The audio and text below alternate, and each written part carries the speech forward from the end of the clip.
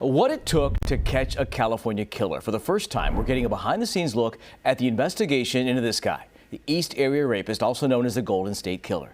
Thien Ho, the prosecutor who helped put him behind bars, is releasing his book, mapping out all the work that went into this very huge case. Well, tonight, more than 300 people, including some survivors, packed Sacramento's downtown library for a conversation about one of the state's most notorious crimes. Sacramento District Attorney Thien Ho putting in print the first official account of what it took to catch and convict the Golden State Killer. You're talking about one of the most prolific serial killer in our country's history. Ho was a lead prosecutor on the 2020 trial that led to Joseph DeAngelo admitting he committed the murders, rapes, and other crimes associated with the man who was known across the Sacramento region as the East Area Rapist. Guilty.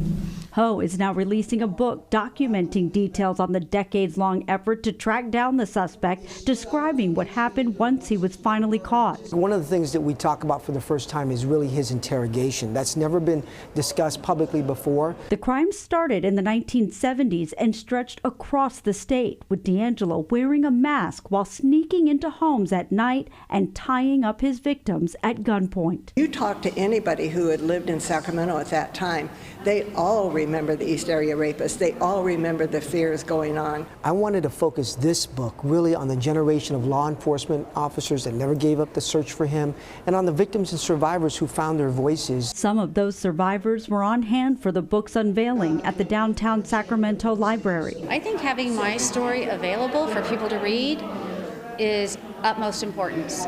Victims are going to read this and they're going to say, if she was able to tell her story, maybe I can too. Thien Ho says he felt it was important to document the decades of work that went into the investigation, which led to a man who once worked as a police officer and remained living in the community with a wife and kids. Really go into the mind of a monster and pull the mask away from this monster and see what's really underneath.